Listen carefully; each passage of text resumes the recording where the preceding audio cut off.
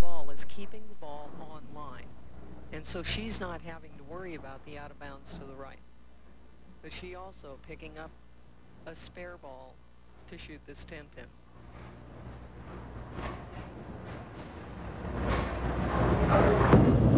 Little hitch in her backswing, but boy, it works. Well, just like a lot of other professional bowlers and good bowlers, they've developed a style that works for them.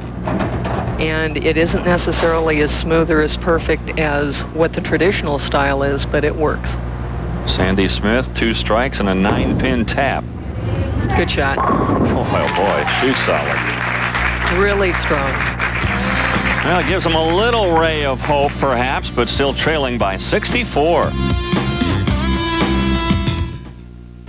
You're a winner. Well, we were gone in the 7th frame. Janine Ditch maybe pouring a little salt into the wound with a strike, while Polly Hale with the mark, the spare in the 7th frame. And things are looking rather grim for Team Storm. There's Vince Rodriguez, the manager of Fountain Bowl. You were mentioning the women bowling over at Fountain Bowl before coming here for the final day. And that's kind of the writing on the wall. It's all done. But the one thing that's still open to Brunswick Frameworks is the high roller bonus. If they strike out, they can shoot 450 for the 2-game series. And that would give them a $500 bonus. I'm sure at this point they aren't even thinking about that. They're just happy to be moving on to the final match in this television finals. And again, perhaps trying to set the stage and stay hot and continue to build momentum as they go into that final match against pretty tough competition in Reb's Pretty Girls International. Well, it'll be interesting to see if they try anything different. If they don't realize it, they may try a different shot if they don't feel comfortable or whatever. If they do realize it, they'll go ahead and stay where they're at and just try and roll strikes. Of course, Char's been lined up. She just left a weak 10 the last time she was up on this left-hand lane.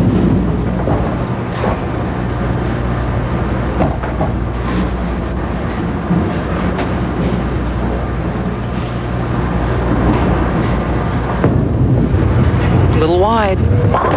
She got in the out of bounds. There goes the bonus money, but again, now she's just thinking to fill a frame, and a spare here would about wrap it up. Well, actually, she doesn't even have to fill the frame. They've already won this match.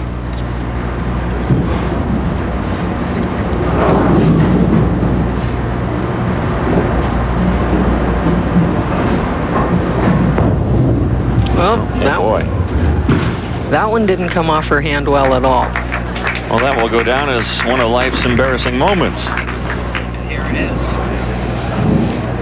is. This looked like it came off her thumb really late. She overturned it. The follow-through, she actually looked like she tried to save the shot following through off to the right, but it didn't work. And hopefully, when she goes into the final match, that won't be something she's thinking about, because it would be very easy at this point to think about that the next time she's up on that lane. Tennille finishing her 9th frame. And they've bowled well all week. Team Storm started out close to the top after about the first 2 or 3 games of qualifying. They were in 2nd place almost throughout the day yesterday and today, and they dropped to 3rd just in the position round of the match play finals. Yeah, a good experience for them, as there are still 5 women's matches before the Grand Championships next summer. Well, here's a look at January 4th and 5th. In Florida, Pinellas Park, Sunshine Bowl, and the 18th and 19th in Las Vegas, Showboat Lanes. Fort Worth, Texas, Don Carter, Southwest Lanes, February 8th and 9th, and the 24th and 25th of February.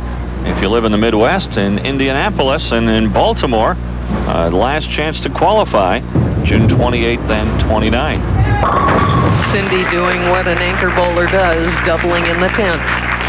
If you would like to enter a team in the Brunswick World Team Challenge, give our hotline a call. 414-423-3387. So Team Brunswick Frameworks will finish with a 190, depending on what she gets for count. 192. 193, excuse me. So they shoot 405 for their two-game team total. Team Storm USA finishing out, but they've had a terrific week. Yeah, they have. And, you know, you could really break this match down into the microcosm of the way that Framework started with 4 strikes in the first game, and then the way Team Storm tried to storm back in game 2, and a pocket hit on the first frame, leaving a 9-pin, a pocket hit in the second frame, leaving the 7-10 split, a pocket hit in the third frame, leaving the 10-pin. You know, you're talking about breaks. We talked about how important it is to do a little bit of spare shooting, which we've already seen that as well. But when you leave splits like Team Storm has done, even though that's a terrific way to finish this match, when you leave splits, it's hard to make those splits. It gets the team down. Great shot here. The ball is absolutely perfect. Just to the right of the 3-pin, sends it into the 7.